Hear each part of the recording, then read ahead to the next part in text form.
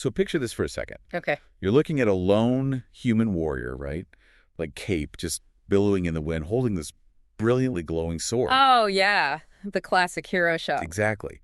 And he's locked in this mortal combat with a massive multi-limbed robotic monstrosity that's just firing lasers all over this barren red rock landscape. Right. It's basically the ultimate sci-fi cliche. It totally is. Good versus evil, human versus machine, blood versus oil. And if you look at the cover art for the historical records we're diving into today, that is exactly the binary narrative it sells you. Yeah, it really wants you to buy into that. Right. It tells you to pick a side, grab some popcorn, and just watch the heroes smash the evil robots. But what if I told you that in this specific scenario, the giant laser-firing robot is actually the only entity acting completely rationally? Oh, wow. Yeah, and that heroic human with the glowing sword, he's just a distracted pawn in this rigged, utterly cynical political game. Which, I mean, that completely shatters the comfortable illusion we prefer when we look at historical conflicts. It really does. We instinctively want our wars to be, visible, neatly categorized, morally unambiguous. Right, the good guys and the bad guys. Exactly. And a soulless machine makes the perfect enemy because, well, the ethics of destroying a toaster. Even a very heavily armed toaster. Yeah, exactly, an armed toaster. The ethics are never in question. But the moment you actually open up the source material detailing the Machine Crusade, that clear-cut painting just dissolves into a terrifyingly murky reality. And murky doesn't even begin to cover it. So today, for you listening, we are undertaking a massive mission. We're doing a deep dive into the intricate, deeply hidden mechanics of a 24-year-old galactic holy war known as the Jihad. It's a huge undertaking. It is. The goal of this deep dive isn't to just marvel at the explosions or cheer for the spaceships.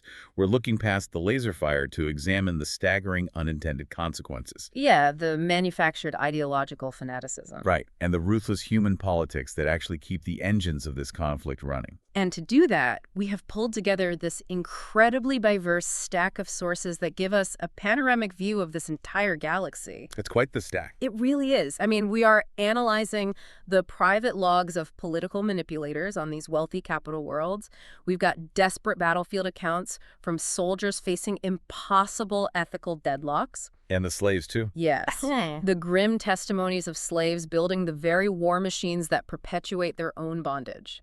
We even have access to intercepted communication transcripts revealing the cold, internal logic of the artificial intelligence enemy itself. Which is just wild to read. It's fascinating. And if you are wondering why you should dedicate your time to this, it is because this goes far beyond space opera. This is a masterclass in crisis exploitation. Yeah. It maps out, step by step, how propaganda is manufactured to control a terrified populace and how massive, paradigm-shifting technological breakthroughs usually happen in the darkest, most ignored corners of society. Well, everyone else is just, mesmerized by the spectacle of the war.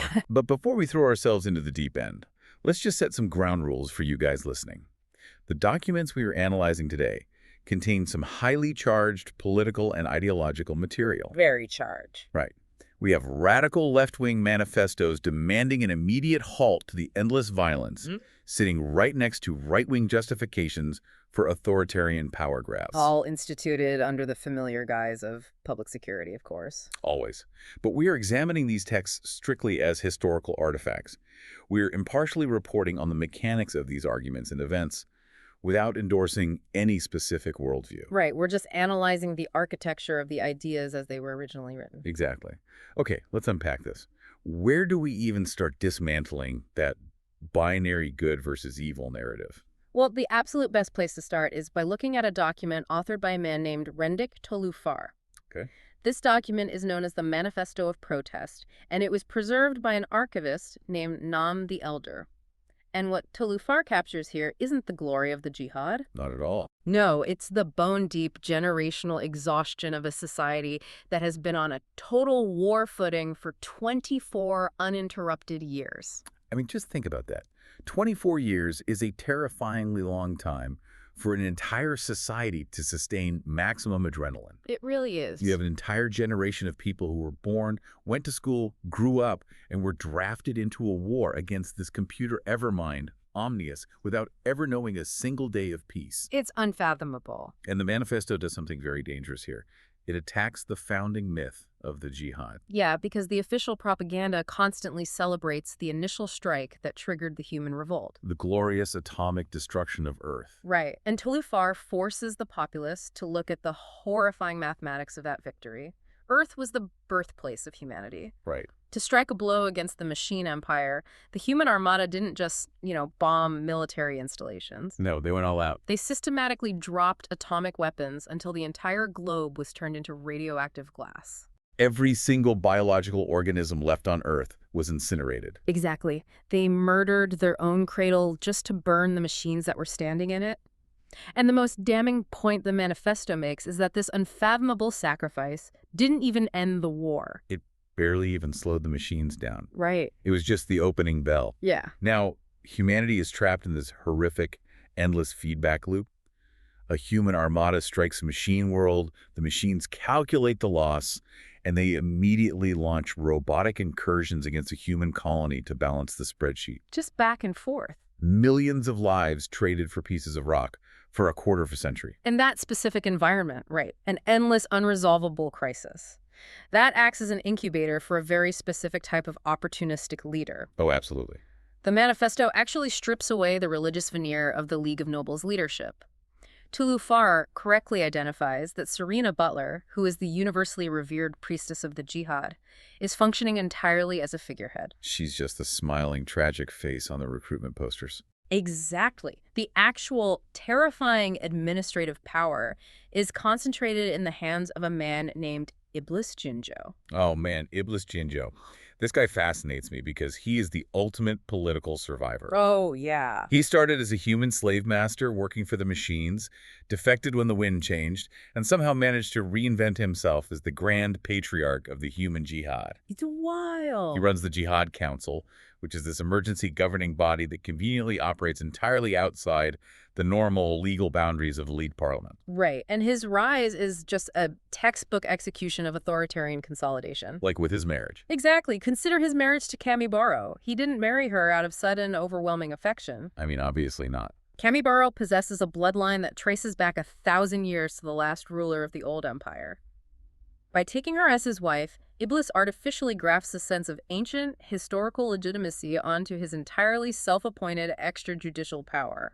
He is literally manufacturing a royal mandate out of thin air. He is, and he needs that mandate to justify his domestic policies, which are just brutal. He established the Jihad Police, the Jipol. Ah, yes. Headed by a commander named Yorick Thur. Right. Now, on paper, the Jipol sounds completely necessary during a war against shape-shifting machine spies and human traitors. Yeah, you need a counterintelligence agency in a war. You do. But Tolifar's manifesto asks a very inconvenient question. Why do thousands of the people arrested by the Jipol just happen to be individuals who publicly disagree with Iblis Jinjo's tax policies? What a coincidence, right? It is the weaponization of the state security apparatus against domestic political rivals, just masked as national defense. And we actually see this dynamic play out vividly in the sources. There's this deeply illuminating scene set in the Hall of Parliament in the capital city of Zimia. Oh, that scene is incredible. It perfectly demonstrates how Iblis manipulates the machinery of democracy to make democracy look like the enemy. Walk us through it. I love this scene because it shows the plumbing of his corruption. Parliament is in session, and a representative named Hostin Fru has the podium. Right. Now, Fru is a secret ally of Iblis. He stands up there and deliberately filibusters. He spends hours droning on about a minor, hyper-specific patent dispute involving Venki Enterprises and their commercial glow globes. We should probably clarify what a glow globe is for context, as it really highlights the absurdity of the delay. Yeah, please do. So a glow globe is a ubiquitous piece of civilian technology. It's a small, floating sphere that provides bioluminescent light, and it's held aloft by a localized anti-gravity field called a suspensor. So it's basically a lamp. It is an everyday household appliance. Exactly. It's like bringing the U.S. Senate to a grinding halt during World War III to argue about the patent rights for a specific brand of LED light bulb. It's ridiculous. He is intentionally clogging the arteries of the government. He's making the democratically elected parliament look incredibly slow, bureaucratic, and utterly incapable of addressing the fact that robot armadas are currently glassing human planets. So that when Iblis Jinjo finally strides into the chamber, he appears as the decisive savior. Right on cue. Exactly. He positions himself as the only adult in the room willing to cut through the paralyzing red tape. However, the facade cracks slightly here. A representative named Munyoza Chen refuses to play along. Good for her. She stands up and demands accountability. She publicly questions why the unelected Jihad Council is suddenly taking over the administration of refugees, imposing unapproved tariffs, and levying emergency taxes without parliamentary oversight. She is calling out the slow-motion coup right to his face. She is. And look at Iblis's counter-tactic. He doesn't engage with her constitutional argument at all. Of course not. He pivots to pure emotional manipulation. He points to the refugees from the recently recaptured planet of Tyndall, claiming that if he had waited for the sluggish parliament to debate the budget, those people would have starved. Which plays great to the crowd. It does. And then he utilizes planted agitators in the gallery to start booing and shouting Representative Chen down. The public spectacle is one thing, but the internal monologue the sources provide is chilling. While Iblis is up there smiling and playing the populist hero, he is mentally scheduling ahead. Yes. He decides right then and there to have Yorick Thur's Jiphole manufacture treasonous evidence against her, or perhaps arrange for her to suffer a sudden, fatal medical condition. If you oppose the budget, you become a casualty of the Holy War. Exactly. And to completely cement his control over the room and the narrative, Iblis executes his masterstroke. He wheels out a cogitor. Oh, this is fascinating. For anyone listening who's unfamiliar with the more bizarre branches of human evolution in this universe, a cogitor is not a computer. No. It is a live human brain, stripped of its body, floating in a jar of pale blue electrofluid. It sounds so morbid. It is. This specific cogitor is named Quina. These are ancient philosophers who decided the physical body was too distracting, so they surgically removed their brains to spend eternity engaged in pure logic and thought. And because of that, they are viewed as the ultimate, uncorrupted arbiters of truth. So Iblis brings Quina out to provide an undisputed translation of a newly discovered ancient Madru runestone. The attendant hooks up the translation interface, and Quina's analysis of the archaic symbols reads... Wait, I have the exact quote. It reads, "A millennium of tribulations will occur before our people find their way to paradise." Yes, and Iblis pounces on that instantly. He turns to the crowd and shouts that humanity has suffered for exactly 1,000 years under the shadow of the thinking machines. Perfect timing. He claims this ancient prophecy proves that their violent crusade is divinely ordained. He uses a philosophical translation as a recruitment poster, demanding more warships and more funding to finally cross the finish line into paradise. But the translation wasn't finished. No, it wasn't. The electrofluid in the cogitor's jar begins to swirl violently, which indicates rapid, distressed processing. The attendant tries to speak up, desperately warning the crowd that the prophecy has a terrifying addendum. Right. The text explicitly predicts more deaths. And Iblis just shuts them down. He talks right over the attendant, completely drowning out the warning. He doesn't even let them finish. No. He takes the phrase, more deaths, and instantly spins it, shouting that the prophecy is calling for more heroes to lay down their lives for the cause. He literally overwrites the warning of an ancient superintellect with a bumper sticker slogan. This is the core operating system of his power. Yeah. He frames every democratic check and balance as a fatal weakness that only his unchecked authority can overcome. And he utilizes the psychological phenomenon of mass grief so well. Yeah. He constantly invokes the tragedy of Serena Butler's murdered infant son, Mannion. He turns a mother's horrific loss into a permanent blank check for his own executive overreach. The physical spaces in the Capitol reflect this perfectly, too. Right outside those heavy doors of the Parliament Hall, sitting in the foyer, is an ornate alcove containing an angelic, pristine sculpture of Mannion the Innocent. Right. Every single day, attendants place fresh orange marigolds around it. You have this manufactured, sterilized purity of the cause right outside the room where Iblis is actively suppressing the truth and planning to murder a politician. Which forces us to ask a deeply uncomfortable sociological question. Which is? How long can a society sustain a total war footing before the infrastructure of civil liberties simply evaporates? The texts heavily imply that the League of Nobles isn't just temporarily suspending its democratic processes. Right. It is permanently abandoning them because the brutal top-down efficiency of a dictator feels safer when the enemy is an immortal, logically flawless machine empire. I do want to challenge that framing, though. Okay, go ahead. Let's look at this from Iblis's perspective for a second. If we strip away our 21st century democratic ideals, is Iblis actually the villain here, or is he just the grim reality of survival? Think of it like a failing corporation. Iblis is the ruthless turnaround CEO. He realizes the board of directors of the parliament is spending 6 months debating the color of the stationery while the company is bleeding billions. I see where you're going with this. Right. Yes, his methods are completely unethical, and yes, he is corrupt. But the machines literally want to eradicate human biology from the galaxy. If you are fighting a supercomputer that can calculate 1,000,000 orbital bombardments in a single millisecond, maybe democratic debate is an evolutionary disadvantage. That's such a dark thought. But if you lived on one of those planets, would you want Representative Chen holding up the defense budget for a tax audit?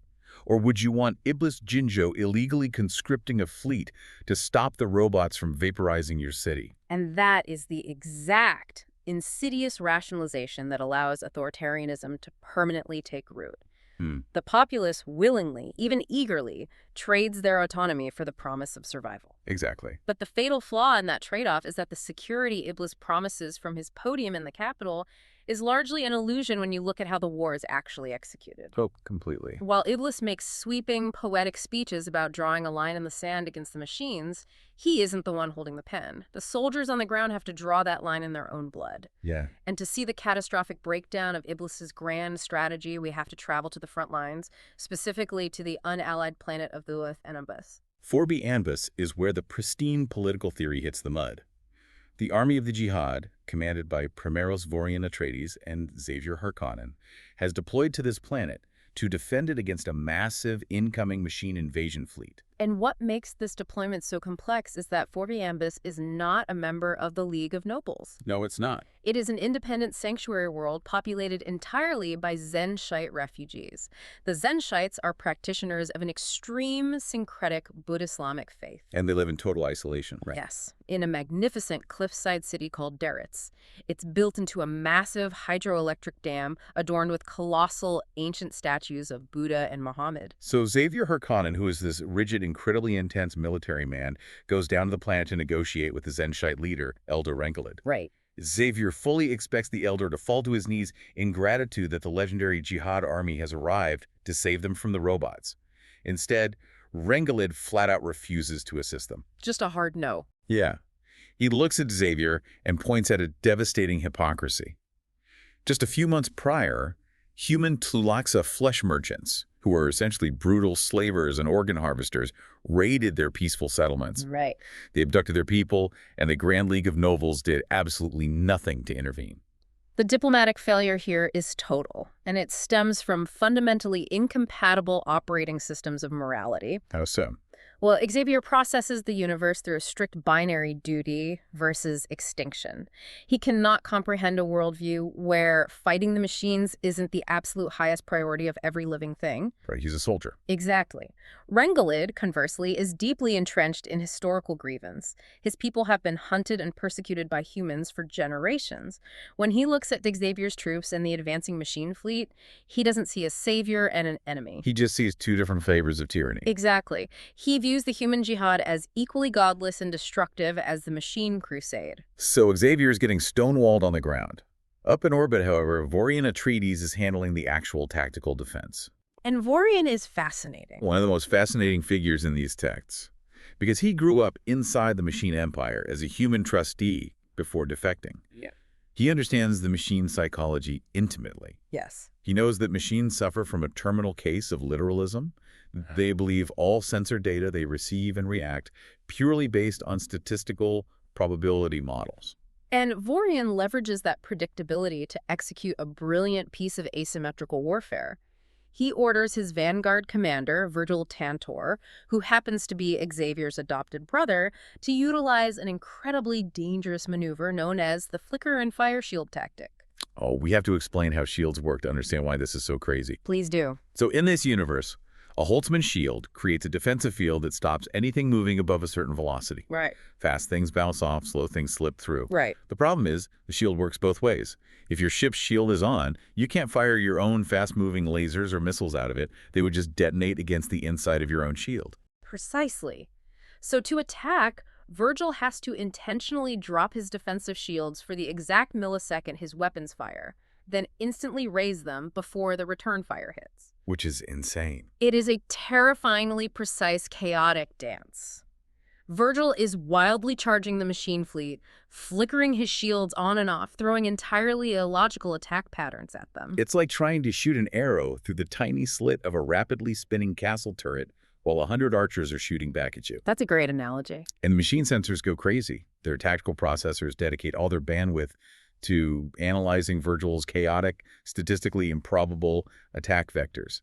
But it's all a massive distraction. Right. While the machines are focused on the fireworks, a Genaz mercenary named Zahn Noret is quietly, invisibly, laying a massive field of stealth space mines directly in the machine's calculated orbital path. It is the triumph of human unpredictability over rigid machine logic. The machines, adhering strictly to their optimized trajectory calculations, fly straight into the invisible minefield. Several massive robot battleships are instantly reduced to expanding clouds of debris. It's a huge victory in orbit. Correct. But down on the ground, human unpredictability violently backfires.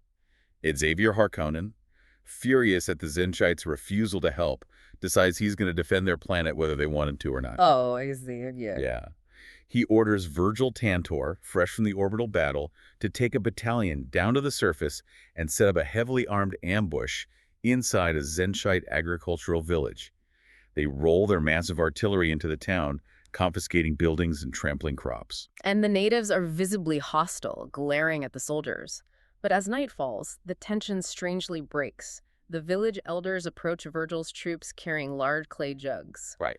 They offer the soldiers a bitter, pale orange drink, explaining through translators that it is a deeply held religious hospitality custom, and to refuse it would be a grave insult.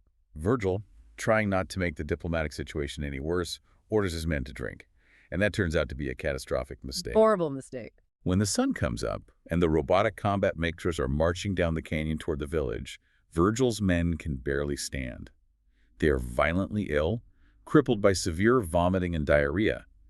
The hospitable pacifist natives poison the entire battalion. But the biological attack is only half of the betrayal. Right. When Virgil, sweating and shaking, manages to crawl to the heavy artillery placements they had carefully camouflaged, he finds them completely dead. What happened? The Zenshites crept in during the night, violently ripped out all the targeting wires, and stole the heavy power supplies. Wow. The native farmers stand there, looking at the violently sick soldiers with absolute smug satisfaction, and simply tell them to leave. Now, if you are wondering why a pacifist monk would just hand their own planet over to a horde of murder bots, you really have to appreciate the sheer blinding power of ideological fanaticism. You really do. These villagers are so obsessed with spiting the human soldiers that they completely fail to realize they have just sabotaged their only line of defense. They literally destroyed the guns that were about to stop the robots from marching into their homes and enslaving their children. It perfectly illustrates the fatal blind spots of extreme ideology. Xavier's militarism tells him he has the right to occupy a sovereign people for their own good. Rengelid's pacifism tells him that allowing his people to be slaughtered by machines is morally superior to cooperating with a flawed human army. Right. When you force salvation onto a population at gunpoint, you breed a resentment so deep it overrides their basic survival instincts. And the sources draw a really sharp visual contrast between the two human commanders here. Up in orbit, Vorian Atreides is sitting around a table playing a casual game of fleur-de-lis cards with his crew. Just relaxing. Literally placing bets on exactly how many counter-battery shots the predictable machine sensors will calculate before firing. Vorian is relaxed, leaning into the messy, chaotic, gambling nature of humanity. Meanwhile, down in the dirt, Xavier Harkonnen is stiff, humorless, his face purple with rage as he tries and utterly fails to force a stubborn, gray-bearded monk into his rigid tactical spreadsheet. Vorian views human chaos as a weapon to be wielded. Xavier views human chaos as a glitch that must be eradicated to achieve machine-like efficiency. And here's where it gets really interesting. This raises a profound question about the nature of this war. Look at Xavier Harkonnen. He completely ignores the humanity, the religion, and the free will of the Zenshites, trying to forcefully cram them into his military algorithm. Yeah. So who is actually acting more like a machine here, Xavier or the enemy fleet?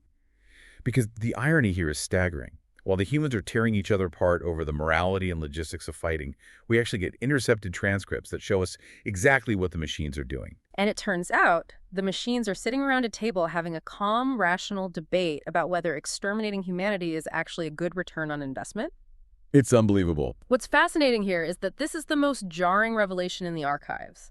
We must shift our perspective entirely away from the muddy trenches of Fivianbus and travel to the absolute heart of the enemy territory. The synchronized world of Corrin. Exactly. Now, a synchronized world is a planet where every single piece of technology, from the orbital defense platforms down to the atmospheric scrubbers, is constantly networked and slaved to the central Evermind. The sky on Corrin is a bruised, blood-red color from a swollen giant sun.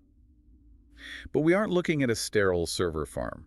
We are inside the lavish, incredibly bizarre, faux-human villa belonging to an independent robot named Erasmus. Oh, Rasmus. He is a wild anomaly. He is a machine that desperately wants to understand human art and culture.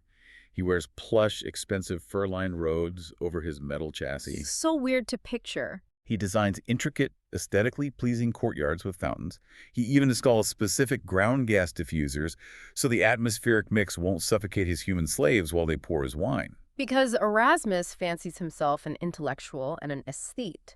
And in this opulent courtyard, he is hosting a summit of the supreme architects of the machine empire. Right. The computer Evermind, Omnius, is present, communicating through these floating, fat, mechanical lenses called watch eyes that buzz around the courtyard like metal bumblebees. Also present are the 4 remaining Titans. Agamemnon, Juno, Dante, and Xerxes. We have to unpack what a Titan is because it is pure body horror. Go for it. 1,000 years before this war, a group of ruthless human tyrants realized their biological bodies were getting old and dying. So they had surgeons literally open their skulls, extract their living brains, and permanently wire them into heavily armored, fearsome, mechanical walker bodies. Right. They gave up their humanity for immortality and raw mechanical power. They're called Cymex. They are the ones who originally conquered the galaxy and birthed the machine empire. And this summit reveals a critical schism in the enemy's leadership. Omnius, the supreme artificial intelligence, makes a proposal that violently fractures the room. Oh, this part is crazy. Omnius is unbound by emotion. He has spent the last 24 years processing the logistical data of the Jihad. The sheer mathematical inefficiency of dealing with constant slave uprisings on occupied worlds, the resource drain of tracking down saboteurs, the massive loss of heavy material in space battles. Right, just looking at the number. Omnius has run the calculations and concluded that biological humans are simply too paranoid, too chaotic, and mathematically too expensive to manage. So Omnius offers the ultimate logical solution. He says basically, let's just stop. Stop fighting. Yeah. Short of spending the resources to exterminate every single biological organism in the universe, which is wildly inefficient humans, will always cause trouble. Omnius proposes that the machines voluntarily pack up and completely abandon all the human-infested, oxygen-rich planets. Wow. He wants to pivot the Empire's expansion exclusively toward airless moons, toxic gas giants, and frozen rocky planets where human biology simply cannot survive. He is proposing a peaceful, permanent separation based entirely on optimizing resource allocation. The irony is breathtaking. The ultimate villain, the terrifying Evermind, is the only entity proposing a rational, non-violent end to the conflict. The only one. Omnius looks at the cosmic balance sheet and decides that pride is an inefficient variable. But the Titans, the brain suspended in gel, who still suffer from the fatal flaws of human neurochemistry, react with explosive, irrational fury. Agamemnon, the towering general of the Titans, completely loses his mind. To him, retreating to airless moons is a humiliating, emasculating admission of defeat. He screams at the Watch Eyes, calling Omnius the king of inconsequence. Oh, wow. Agamemnon doesn't give a damn about supply chain efficiency. He is driven by pride, vengeance, and a deeply bruised ego. The primary reason he wants to crush Olympus isn't strategic. It's personal. Exactly. He specifically wants to deploy there so he can personally hunt down, torture, and execute his own biological son, Butlerian Atreides, who betrayed him. The physical descriptions in the source text beautifully highlight this absurd dynamic.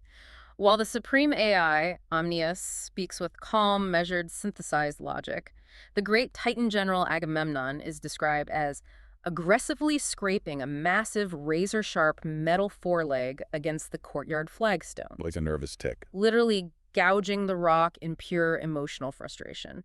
It is a giant, heavily armed brain throwing a toddler's temper tantrum. It's incredible. If you want a way to visualize this, think about the last time you were driving and your GPS told you to take an alternate route because there was a massive traffic jam ahead. Okay. The GPS is Omnius, perfectly logical, just looking at the data.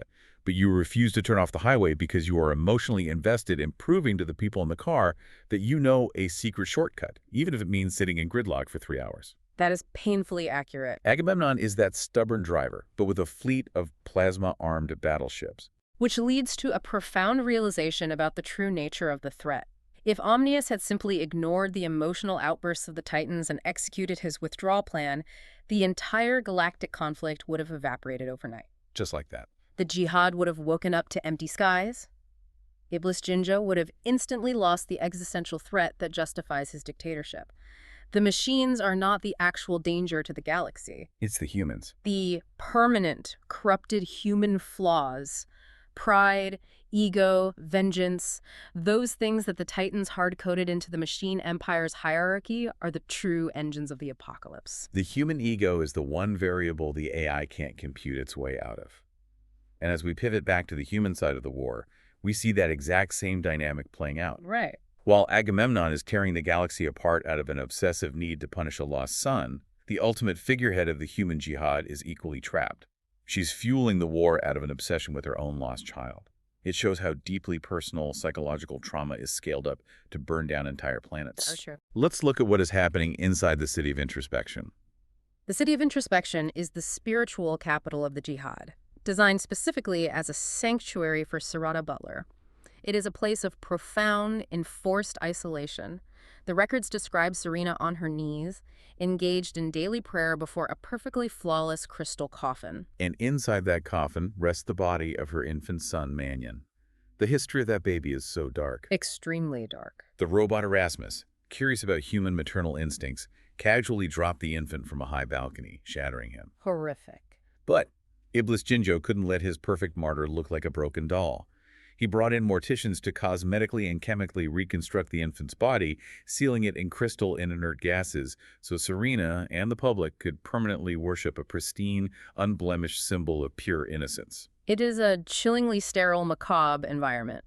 Serena has maintained this vigil for 24 years. 24 years. The text details a specific interruption by her mother, Livia. Livia enters the sanctuary, escorted by Serena's personal guard unit, the Seraphim. Right, the Seraphim. The Seraphim are a highly elite, fanatical, all-female cadre created by Iblis Jinjo. Their visual design is highly symbolic. They wear crisp, blindingly white robes trimmed in crimson, meant to evoke the blood of martyrs, and their faces are obscured by clinging hoods made of fine gold-scale mesh. So Livia is pleading with her daughter to rejoin the human race.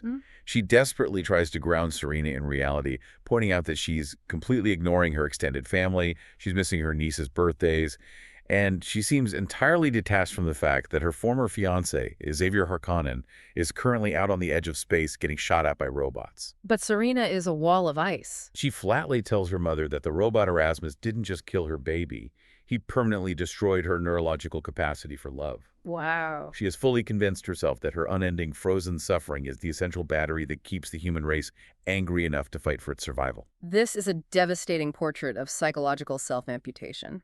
Serena has entirely subsumed her personal identity into the massive, grinding machinery of the Jihad. She's just a symbol now. She no longer exists as a mother, a daughter, or a romantic partner. She is a living monument. But the brutal reality of the war she champions refuses to respect the walls of her sanctuary. Oh, right. Without any warning, the political reality violently invades the room. Tell us what happens. The newest member of the Seraph guards, a young woman who passed all of Iblis's rigorous loyalty tests, suddenly lunges. She moves with blinding speed, drawing a hidden silver dagger and attacking Serena. In the sanctuary. It's pure chaos. Livia, acting on pure maternal instinct, tackles Serena out of the blade's path. One of the loyal guards steps in and gets her throat brutally slashed open, blood spraying everywhere. God. But a third guard, a veteran named Miriam, tackles the assassin, yanks her head back by the gold mesh hood, and violently snaps her neck. The violence is terrifyingly abrupt, but what is truly disturbing is how Serena processes it. She doesn't scream. She doesn't exhibit shock.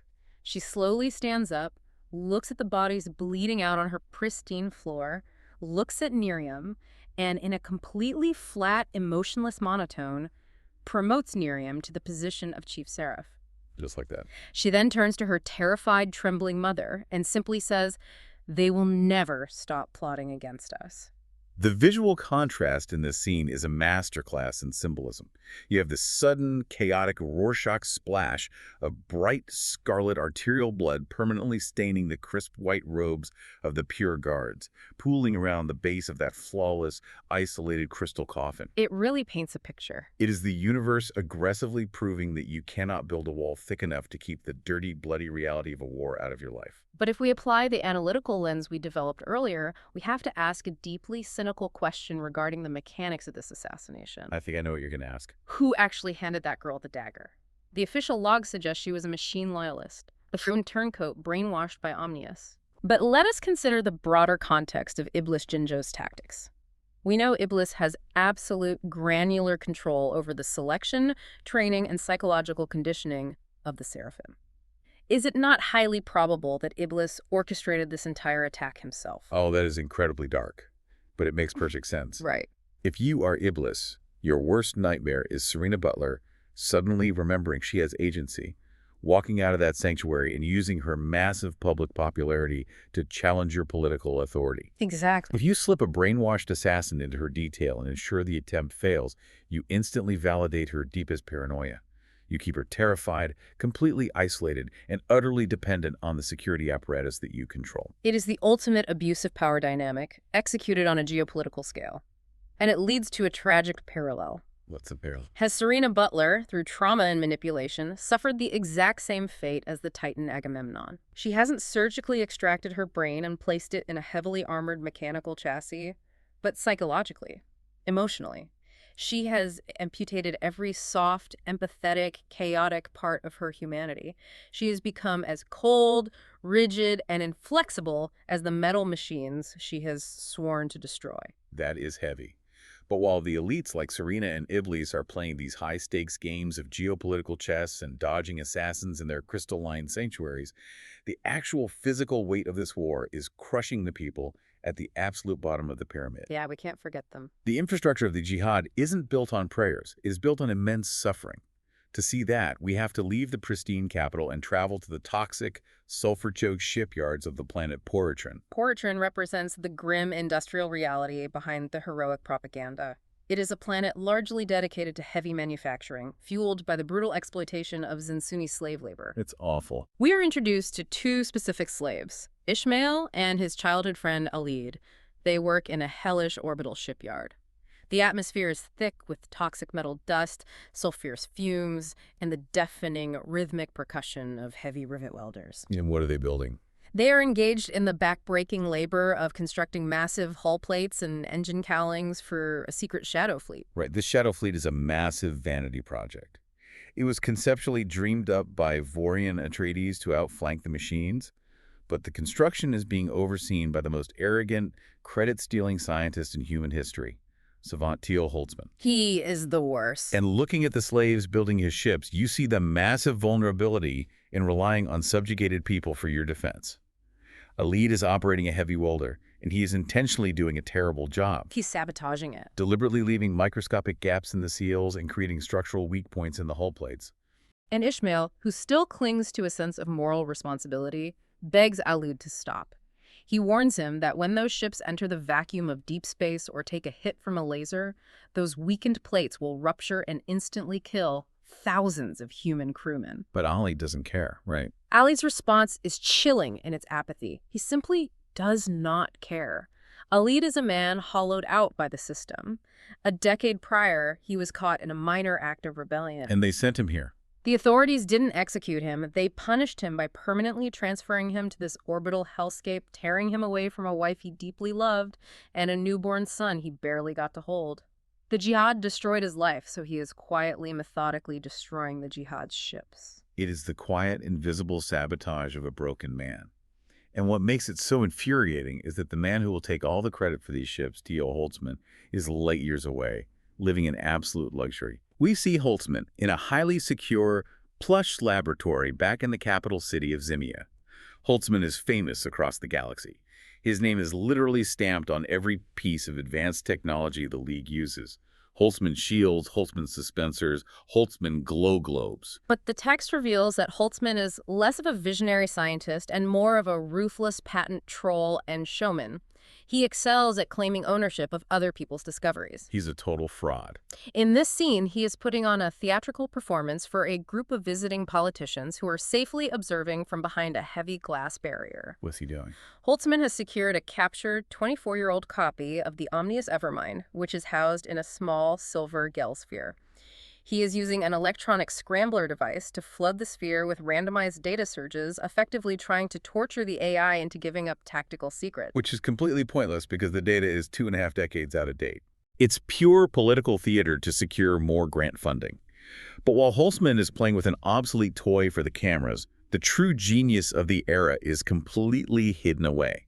Her name is Norma Senva. Yes. She's a mathematically gifted, physically diminutive woman who originally joined Holtzman as an eager research assistant. However, because Norma is deeply introverted, lacks social grace, and focuses on highly abstract theoretical mathematics rather than easily monetized military gadgets, Holtzman quickly grew to despise her. He couldn't handle her. He viewed her lack of sycophancy as an insult to his ego, so he banished her. He exiled her to a cramped, squalid, poorly lit room down by the industrial docks on Poritrin, out of sight and out of mind. And that squalid little room is about to become the center of the universe. It really is. Because while Holtzman is torturing a metal ball, Norma falls into a profound mathematical fugue state. The text describes her going days without sleeping or eating. Her conscious mind steps aside, and her subconscious brain takes over, operating like a perfectly synchronized factory processing higher-order, multidimensional numerics. It's amazing to read. She is staring at the fundamental equations of the universe. She is looking specifically at the theoretical base field equations that Holtzman abandoned because they were too complex, and the imagery used to describe her moment of discovery is breathtaking. I love this part. After days adrift in a churning sea of variables, she suddenly wakes up with her heart hammering in her chest. She realizes she has caught the ultimate answer like a butterfly in a net. She has solved the insurmountable problem of interstellar travel. We have to pause and explain the magnitude of this. Yeah. Up until this moment, ships travel through space using conventional thrusters. It takes months or years to get anywhere. Very slow. Norma Senva just formulated the mathematics that prove you can manipulate gravitational fields to actually fold the fabric of space-time. Think of the universe like a flat piece of paper with a dot on each end. Instead of drawing a slow line from one dot to the other, Norma figured out the math to fold the paper in half so the two dots touch, allowing a massive ship to step instantaneously from one side of the galaxy to the other without actually moving through the space in between. It is the single most important technological leap in the history of their species. But Norma's immediate reaction reveals the toxic nature of the scientific community she operates in. How so? She knows with absolute certainty that if she takes this paradigm-shifting equation to Theo Holtzman, he will either fail to understand its abstract geometry and bury it, or he will comprehend its value, steal it, slap his name on it, and use it to build bigger weapons. It's like a brilliant, exhausted software engineer realizing that if she shows her revolutionary algorithm to her arrogant tech CEO, he's just going to use it to optimize ad clicks and take a massive bonus. That's a perfect modern equivalent. So Norma makes a radical decision. She resolves to completely bypass the establishment. She realizes that to build a prototype of a space-folding ship, she needs massive independent funding. This specific narrative thread masterfully contrasts two wildly different manifestations of power.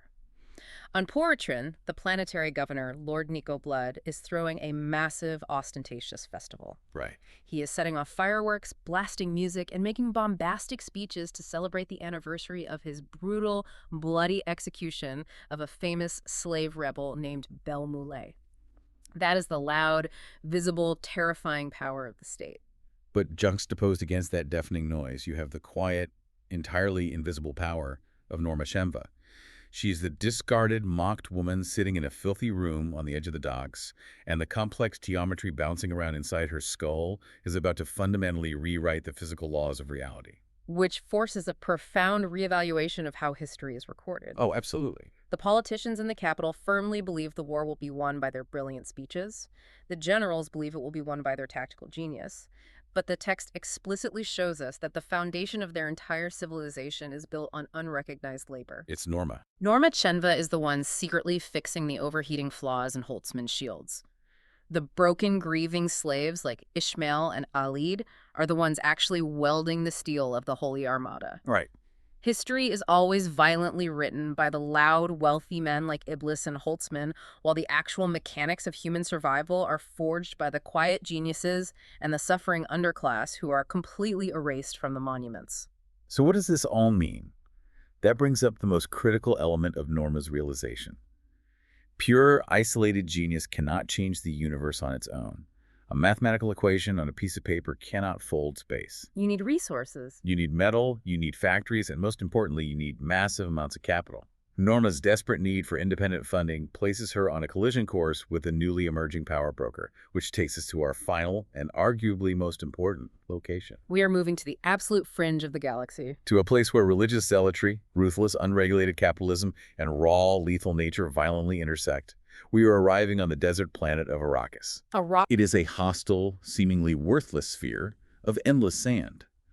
But we are introduced to a man named Salim Wormrider, an outcast leading a rugged band of exiles deep in the dunes. And Salim is fundamentally changed because he consumes a native substance known as the spice melange. Let's talk about the spice, because it is the biological pivot point of this entire universe. It's a powdery substance naturally produced only on this specific desert planet. And when consumed, it doesn't just act as a narcotic. No. It radically alters neurochemistry. It expands consciousness, extends human lifespan, and in rare cases, like Salim's, it unlocks terrifying, vivid, prescient visions of the future. And the visions Salim is receiving from the spice are apocalyptic. He sees that off-world merchants are beginning to arrive to harvest the spice. Right. He foresees that their industrial harvesting methods will ultimately destroy the planet's apex predators, the colossal sandworms, which he views as divine entities, and that this greed will doom humanity's future. Salim fully believes he has been handed a sacred, holy mandate from God to halt the spice trade at any cost. Salim is a fanatic, and his absolute fanaticism is tested when a young woman named Marha stumbles into their hidden camp in Needle Rock. She is half dead, having survived an incredibly brutal 8-day trek, completely alone across the lethal, sun-blasted desert. She wants to join his band of fighters. Yeah. To prove she is tough enough, she proudly opens her pack and displays 50 spice tokens. She earned these tokens by working in the brutal harvesting camps of a local tribal leader, Naib Dartha, who sells the spice to the wealthy off-world merchants. Marha views those tokens as irrefutable proof of her grit and survival skills. Salim, however, views them with absolute disgust. He hates them. He doesn't see a survivor, he sees a collaborator. To him, those tokens represent her willing complicity in the systematic rape of the sacred desert. To test her resolve, and likely to terrify her into leaving, Salim forces Marha to witness the ultimate brutal reality of their existence. He takes her out to the deep dunes to watch a young novice in his band, a boy named Biondi, attempt the ultimate rite of passage. Riding a sandworm. Riding a sandworm.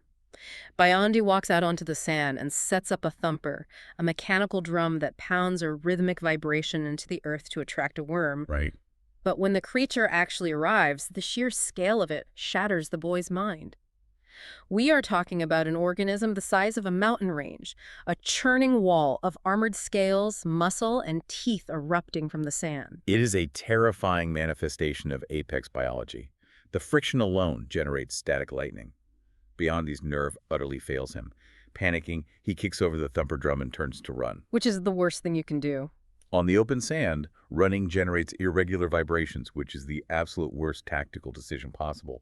The worm zeroes in on the panicked footsteps and swallows the boy whole in a massive churning explosion of dust and sand. It is a horrific, violent death, but Mara's reaction is incredible. She just watched a man get instantly deleted from existence by a monster the size of a skyscraper. And she doesn't scream. She doesn't scream, she doesn't run. She turns back to Salim, her face covered in dust, and coldly demands to be trained.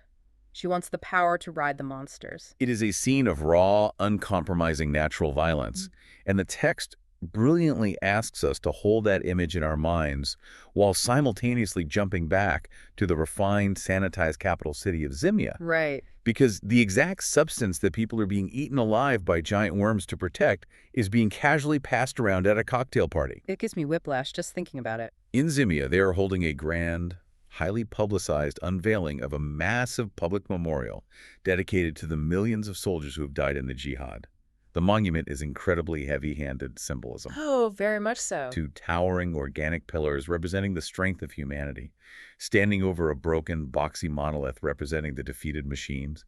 Serena Butler is on stage, weeping beautifully for the cameras. It is a highly solemn, emotionally charged state occasion. But not for everyone. For a man named Aurelius Venport, the ambitious head of Venki Enterprises, this solemn memorial for slaughtered billions is nothing more than a high-end networking event. Gross. Venport is the ultimate manifestation of ruthless, opportunistic capitalism. He isn't mourning. He has set up an elegant display case in the VIP section and is quietly handing out free samples of the spice melange to the political elite. He is intentionally seeding addiction among the ruling class to create a captive market. And he targets the absolute pinnacle of the power structure, Grand Patriarch Iblis Jinzhou. Venport approaches him and offers him a specialized, highly refined dose, what he calls the caviar of spice, a potent, sparkling reddish-orange powder. Now observe the mechanics of the corruption that follows. Iblis takes the sample. As he places the powder on his tongue, feeling the immediate, rushing neurological tingle of the spice expanding his senses, he looks at Venport. Without missing a beat, Iblis smoothly and casually implies that, using his vast emergency wartime powers, he could easily make Venki Enterprises' long-standing legal and patent troubles regarding their glow globe factories on Portran completely vanish. It is a mob-style shakedown disguised as a polite conversation. It really is. And if you step back and look at the massive puzzle pieces locking into place right here, it is genuinely staggering. Think about what we have discussed. Norma Senva, isolated on a toxic planet, has just discovered the revolutionary mathematics to fold space-time, but she has absolutely no money to build the engine. Right. Aurelius Venport has the ruthless capitalist ambition and the rapidly growing wealth necessary to fund her research. And the spice on Arrakis, the very substance that Salim Wormrider is desperately watching his friends die to protect from exploitation, is the biological and economic catalyst that is going to tie all of it together. The broader thematic exploration here revolves around the concept of addiction. When Iblis Jinzhou tastes the spice, the physical dependency is only the surface level. What's the deeper level? The true addiction-taking route is the addiction to unregulated commerce, to corrupt backroom deals, and to unchecked expansion. Salim Wormrider's religious crusade to protect the desert ecosystem is profoundly, tragically doomed. You can't win. He isn't just fighting a few greedy local gatherers. He is standing in front of the combined, unstoppable tidal wave of human greed, paradigm-shifting technological progress, and a massive galactic war machine that requires endless capital to function. Notice how the narrative entirely blurs the line between the sacred and the profane. You have a solemn, sacred memorial dedicated to billions of dead soldiers, and it's being utilized as a trade show booth for Venport to push narcotics. It's disgusting. And the wholly desperate, God-given visions of Salim Wormrider out in the lethal heat of the deep dunes. Those are viewed by the wealthy off-world merchants as nothing more than an annoying disruption to their quarterly supply chain metrics. The brutal reality is perfectly compartmentalized. The violent horror of a boy being consumed alive by a mountain-sized worm in the sand is entirely disconnected from the high society spotlight where Venport serves the essence of that exact same desert out of a tiny polished container to a dictator. Exactly. The human cost of the spice is hidden behind luxury and refinement in the exact same way that the true, cynical cost of the jihad is hidden behind pristine marble statues of innocent babies and weeping priestesses. We have covered an immense amount of history and lore today. We really have. Let's pull back and synthesize the massive scope of the source material we've unpacked. We started with the assumption of a glorious binary crusade of good humans versus evil machines. But the reality of the Machine Crusade is a complex, deeply compromised facade. Yes, the thinking machines are real, and yes, they are deadly. But the war itself is functioning as a massive multi-purpose tool. It is a convenient, terrifying cover for Iblis Jinzhou's methodical, authoritarian political takeover. And it is an impossible, soul-crushing ethical nightmare for frontline soldiers like Xavier Harkonnen and Virgil Tantor, who find themselves poisoned by the very pacifists they are trying to protect. It serves as a massive vanity project for egotistical frauds like Savant Holtzman, an empire built entirely on the broken backs and invisible sabotage of slaves like Elite. And ultimately, underneath all the religious fervor, it is a staggering financial opportunity for ruthless capitalists like Aurelius Vemport. As we conclude this extensive deep dive into the archives, I want to address you, the listener, directly.